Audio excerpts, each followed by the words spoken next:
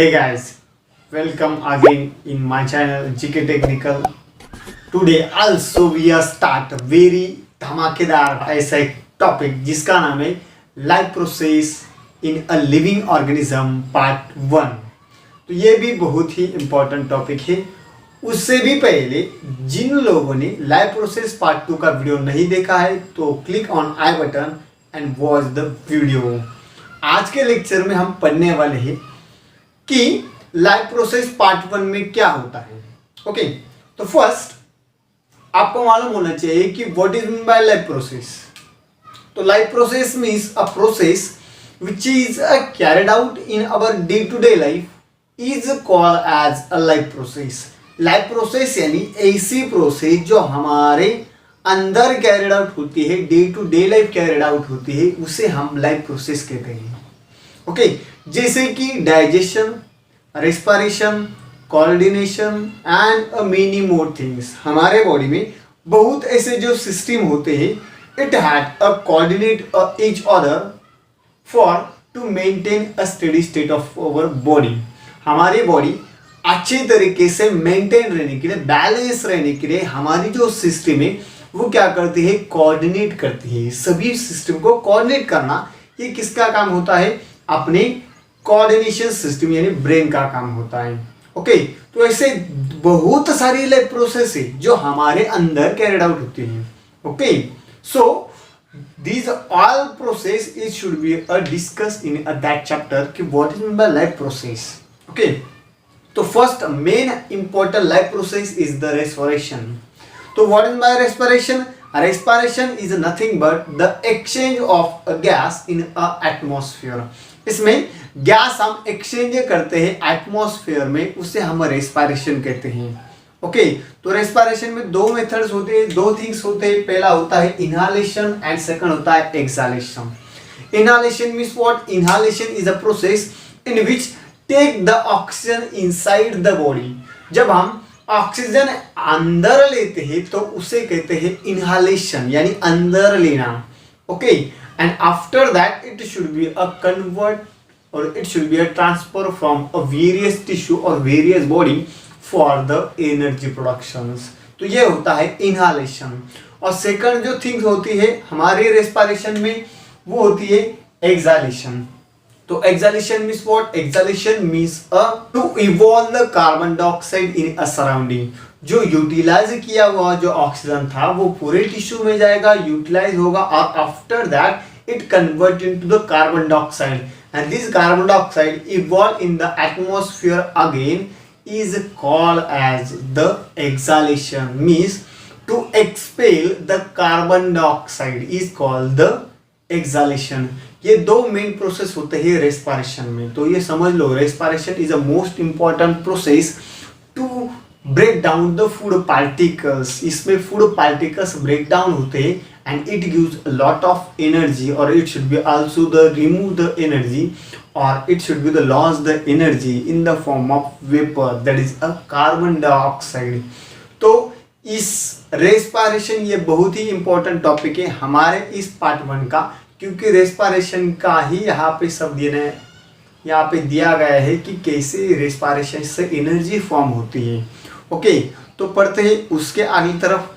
Respiration is mainly divided into two types. Okay, respiration दो types में divide होता है। First is the aerobic respiration and second is the anaerobic respiration. तो aerobic respiration means what? The respiration which is carried out in the presence of oxygen is called as the aerobic respiration। Aerobic respiration एक ऐसा pathway होता है जिसमें oxygen होता है और oxygen utilise की करके यहाँ पे ज़्यादा से ज़्यादा एनर्जी प्रोडक्शन करने का काम हमारी बॉडी करती है, उसे कहते हैं एरोबिक रेस्पिरेशन। तो ये एरोबिक रेस्पिरेशन क्यों जरूरी है? Because it break down the glucose molecules. Okay, ये ग्लूकोज मॉलिक्यूल्स को ब्रेक डाउन करती है and synthesis the energy in the form of energy rich nutrient just like ATP, NADH2 and FADH2। इसमें ATP, FADH2, NADH2 ये जो essential जो components है जो एनर्जी प्रोवाइड करते हैं वो सिंथेसिस होते हैं एरोबिक रेस्पिरेशन से। ओके, सेकंड थिंग ये आती है कि aerobic respiration has gives a lot of energy then the anaerobic respiration. Aerobic respiration में हम सबसे ज्यादा एनर्जी लेते हैं या हमें यहाँ से एनर्जी मिलती है एरोबिक रेस्पिरेशन से as compare to the anaerobic respiration. Third इसमें आता है in aerobic respiration it form 38 ATP molecules. इसमें हमको 38 एटीपी मॉलिक्यूल्स मिलते हैं जो कि बहुत सारे होते हैं हमारे बॉडी के एनर्जी प्रोडक्शन करने के लिए। Okay, after that the food is a breakdown in a aerobic process it having a 3 step. इसमें जो फूड पार्टिकल जो एनर्जी प्रोडक्शन होती है वो 3 स्टेप में होती है। वो स्टेप कौन कौन से होती है? फर्स्ट होती है ग्लाइकोलिसिस, सेकंड होती है TCA means a try carboxylic acid cycle, and third is ETS means a electron transfer chain और इलेक्ट्रॉन ट्रांसफर सिस्टम। ओके, ये 3 पाथवे होते हैं एरोबिक रेस्पिरेशन के। और अनएरोबिक रेस्पिरेशन क्या होता है? Anaerobic respiration is defined as those respiration which does not having the any oxygen or it has the carried out in a absence of oxygen। ये oxygen के absence में की जाती है, उसे हम अनएरोबिक रेस्पिरेशन कहते हैं। और उसमें सेकंड एक बात आती है anaerobic respiration has produce a much less amount of energy as compared to the aerobic respiration। ये एरोबिक रेस्पिरेशन से बहुत कम एनर्जी तैयार करती है। Okay, and anaerobic respiration is convert the food particle by the process of fermentation. इसमें एक process होती है फर्मेंटेशन की। ये फर्मेंटेशन प्रोसेस कैरिड आउट की जाती है in a absence of oxygen, so it is a anaerobic respiration। तो फर्मेंटेशन का मेन प्रोडक्ट क्या होता है? अल्कोहल होता है और लैक्टिक एसिड्स होता है। ओके, और एरोबिक का जो मेन प्रोडक्ट होता है वो ग्लूकोज होता है। तो ये प्रोसेस कैसी होती है, क्या कैरिड आउट होती है, वो सब हम पढ़ेंगे डिटेल्स में। तो चलते हैं हमारे पहली प्रोसेस एरोबिक रेस्पिरेशन की, जिसका नाम है ग्लाइकोलिसिस। तो फर्स्ट है ग्लाइकोलिसिस। ग्लाइकोलिसिस की एक डेफिनेशन है, glycolysis is nothing but breakdown of a glucose molecule and form a energy in the form of ATP and NADH2 is called as the glycolysis। Glycolysis यानी ऐसा एक pathway है जिसमें हम ग्लूकोज का ब्रेकडाउन करते हैं एसिटिल कोए में, पायरुक एसिड में, and after that it synthesis the energy in the form of ATP and NADH2 is called as the glycolysis। उसे हम ग्लाइकोलिसिस कहते हैं। इसका मीनिंग क्या है? ग्लाइको मीन्स अ ग्लूकोज। ओके, ग्लाइको का मतलब है ग्लूकोज और लिसिस का मतलब होता है ब्रेकडाउन। ओके, तो breakdown of glucose is nothing but a glycolysis. तो ये प्रोसेस किस में होती है? This process is carried out in a cytoplasm. ये प्रोसेस स्टार्ट होती है साइटोप्लाज्म में and it is a aerobic process. ये कौन सी प्रोसेस है? Aerobic process which is carried out in the presence of oxygen. उसके बाद अब ये प्रोसेस कैसी होती है वो ध्यान से देख लो। पहला होता है glucose molecules. Okay, this glucose undergoes the oxidative breakdown. Okay, oxidative breakdown and convert into the pyruvic acids. और फिर ये ग्लूकोज का कन्वर्ट होता है पायरुक एसिड्स में, and after the pyruvic acid it should be a convert into the acetyl coenzyme A। फिर उसका जो कन्वर्ट होता है वो होता है एसिटिल कोएंजाइम A में, and after the acetyl coenzyme A it form energy in the form of NADH2 and EFA, NADH2 and ATP। NADH2 ये कैसे फॉर्म होगा? ये भी देख लो। NAD means a nicotinamide mononucleotide। Okay, ये रिएक्ट होगा हाइड्रोजन से and then it form a NADH2 means a nicotinamide dinucleotide. Okay, इसका लॉन्ग फॉर्म है। और ATP का क्या है? एडेनाइन ट्राइफॉस्फेट और एडेनोसाइन ट्राइफॉस्फेट। अब ATP कैसे फॉर्म होगा?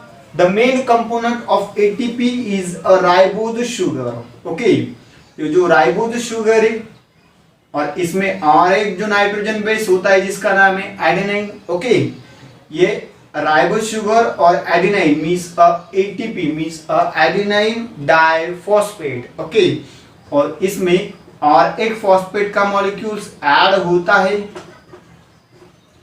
तो एडेनाइन डाइफॉस्फेट और एक आईपी यानी एडेनाइन ट्राइफॉस्फेट, तो क्या फॉर्म होगा हमारा एटीपी मॉलिक्यूल्स फॉर्म होगा।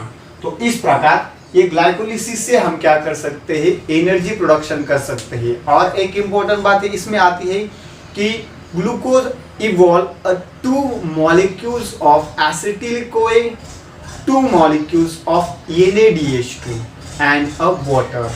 It is a main important thing in a glycolysis process. अब हमको पढ़ना है सेकंड प्रोसेस जिसका नाम है ट्राइकार्बोक्सिलिक एसिड साइकिल। और एक बात इंपॉर्टेंट बात आपको ध्यान में रखनी होगी कि glycolysis also known as a EMP pathway means a Embden Meyerhof's a pathway. 2 scientist थे, उन्होंने ये डिस्कवर की थी, तो इसको EMP पाथवे ऐसा भी कहा जाता है। ये फिल इन द ब्लैंक को बहुत ही इंपॉर्टेंट क्वेश्चन है। Another name of glycolysis is a EMP pathway. अब चलेंगे हम हमारे दूसरे प्रोसेस जिसका नाम है TCA cycle. It also be the aerobic process. ये भी एक एरोबिक प्रोसेस है विच is carried out in oxygen. ये भी ऑक्सीजन के प्रेजेंस में ही होती है। अब एक क्या ध्यान में रखने का है, जो ग्लाइकोलिसिस होती है और जो TCA साइकिल होती है, this all are the connected with each other. ये कनेक्टेड होती है, सिर्फ एक डिफरेंस है, जो ग्लाइकोलिसिस प्रोसेस होती है वो साइटोप्लाज्म में होती है और जो TCA साइकिल होती है it should be carried out in a mitochondria. ये किस में होती है, माइटोकॉन्ड्रिया में होती है। अब ये कनेक्टिंग लिंक कैसे है वो आपको बताता हूं। The acetyl-CoA which evolve in a glycolysis, this acetyl-CoA is enter in a mitochondria and the first main component of TCA cycle is a acetyl-CoA। जो TCA साइकिल है वो acetyl-CoA से स्टार्ट होती है और इसे TCA साइकिल क्यों कहते हैं, जिसका नाम है ट्राइकार्बोक्सिलिक एसिड साइकिल। यानी जो एसिटिल-CoA होता है इसमें एक फंक्शनल ग्रुप होता है कार्बोक्सिलिक एसिड, तो कार्बोक्सिलिक एसिड के बदले में इसे ट्राई कार्बोक्सिलिक एसिड कहते हैं। ट्राई यानी 3 कार्बोक्सिलिक एसिड वाला जो कंपोनेंट्स होता है उसे कहते हैं TCA try carboxylic acid cycle. और ये 3 कार्बोक्सिलिक ग्रुप किस में होते हैं, एसिटिल-CoA में होते हैं। And after the complete the breakdown of एसिटिल-CoA in a TCA cycle, it form a energy rich molecule in the form of ATP, NADH2 and a FADH2। इसमें जो एनर्जी रिच कंपोनेंट्स होते हैं वो होते हैं ATP, NADH2, FADH2। FADH2 का जो लॉन्ग फॉर्म होता है वो होते हैं फ्लेविन एडेनोसाइन डाइन्यूक्लियोटाइड। ओके, तो ये सभी जो कंपोनेंट्स होते हैं वो होते हैं हमारे TCA साइकिल में। और TCA साइकिल और ग्लाइकोलिसिस साइकिल ये क्या है, कनेक्टिंग लिंक होती है। ओके, TCA साइकिल को भी अनदर नेम है TCA cycle also known as a Kreb cycle. उसे क्रेब साइकिल भी कहा जाता है। One because it should be discover by the scientist Hans Kreb. एक साइंटिस्ट थे जिसका नाम था क्रेब। ओके, हंस क्रेब उनका नाम था, इसके वजह से इसको नाम पड़ा था क्रेब साइकिल। ये भी इंपॉर्टेंट बातें होती है। TCA cycle also known as Kreb cycle. Okay, ये भी आपको ध्यान रखने का है। तो बढ़ते हमारे तीसरे प्रोसेस की तरफ जिसका नाम है क्या है, इलेक्ट्रॉन ट्रांसफर चेन। अब जो हमारी तीसरी प्रोसेस है कौन सी, एरोबिक रेस्पिरेशन की, वो है ETS इलेक्ट्रॉन ट्रांसफर सिस्टम और इलेक्ट्रॉन ट्रांसफर चेन। अब हमको एक और ये भी एक कनेक्टिव लिंक है। कनेक्टिव लिंक कैसे है सर, देखो जो NADH2 FADH2 जो निकले थे ग्लाइकोलिसिस में और TCA में, उनके जो हाइड्रोजन होते, दिस हाइड्रोजन इज डीलोकलाइज, वो डीलोकलाइज होते हैं, ट्रांसफर होते हैं। ओके, किसमें? जो माइटोकॉन्ड्रिया होते हैं, माइटोकॉन्ड्रिया में एक F1 पार्टिकल होता है। Okay, mitochondria contain the F1 particles और energy rich particle. This energy rich particle transfer or absorb the excess hydrogen from a NADH2 and a FeDH2। जो NADH2 होता है और FeDH2 होता है, उसमें से जो हाइड्रोजन है वो ऑब्जर्व करता है, and after the absorption of hydrogen it should be the utilize in the form of a FeDH2 और NADH2। इसमें एक बहुत ही इंपॉर्टेंट बात होती है, क्या होता है?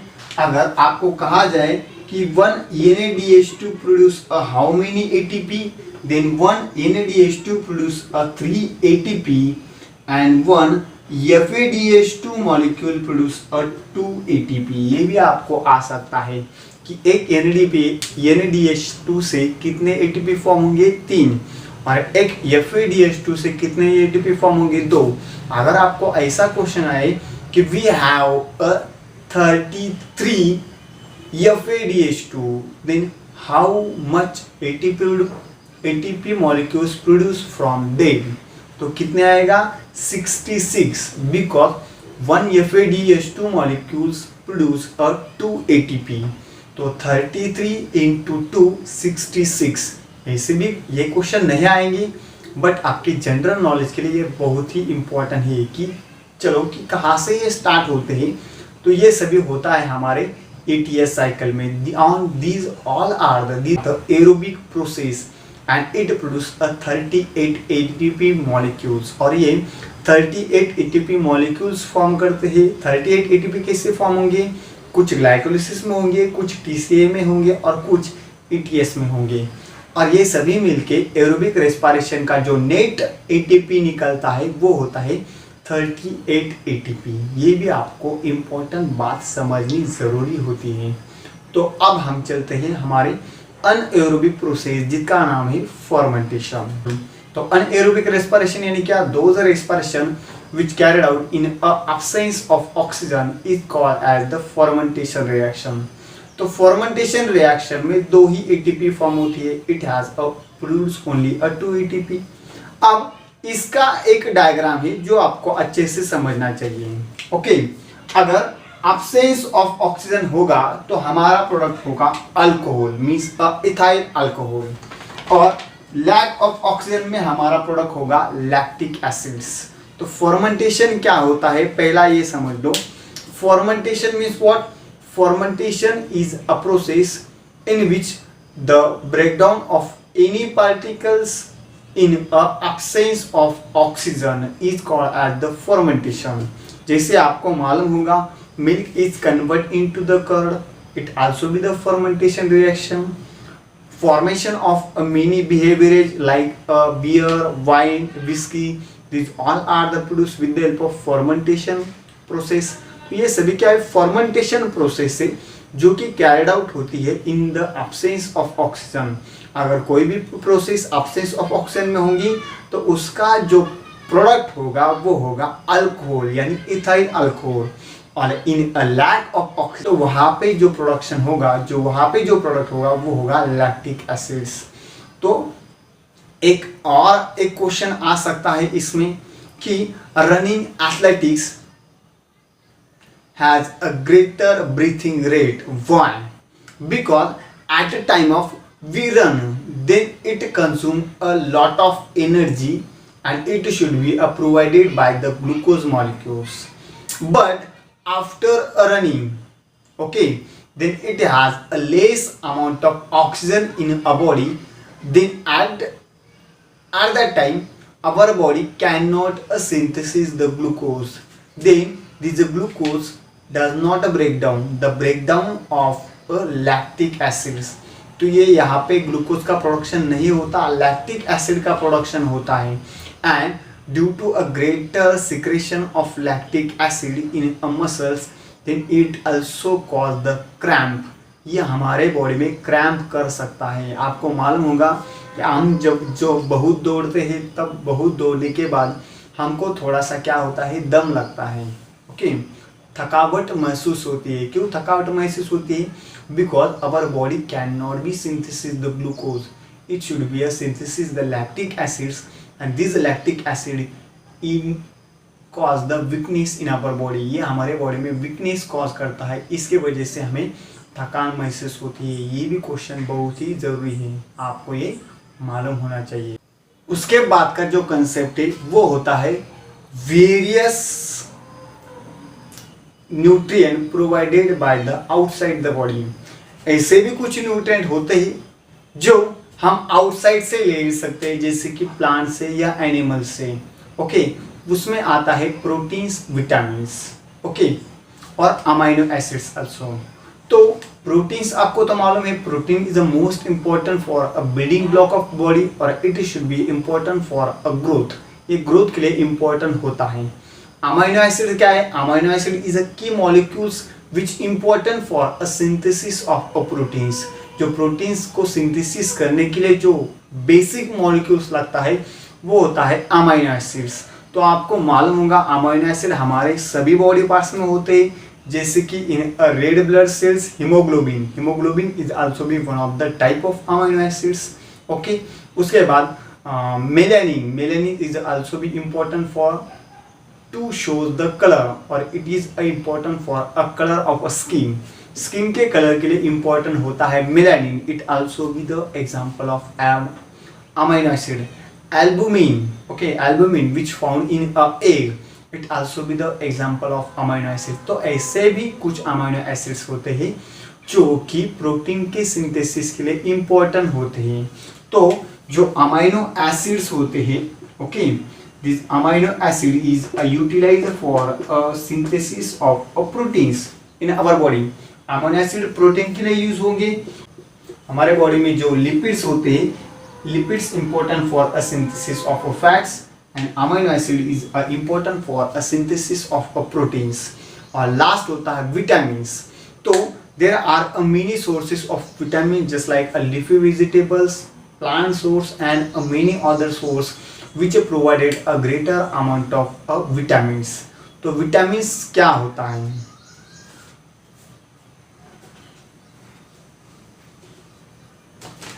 Vitamins is a key molecules which important for a synthesis the energy in our body। यह हमारे बॉडी में एनर्जी सिंथेसिस करने के लिए यूटिलाइज होता है। तो सबसे पहली बात है कि vitamins is divided into two parts. Vitamins दो तरह के होते हैं, एक होते हैं फैट सोल्यूबल विटामिन्स और सेकंड होते हैं वाटर सोल्यूबल विटामिन्स, ओके।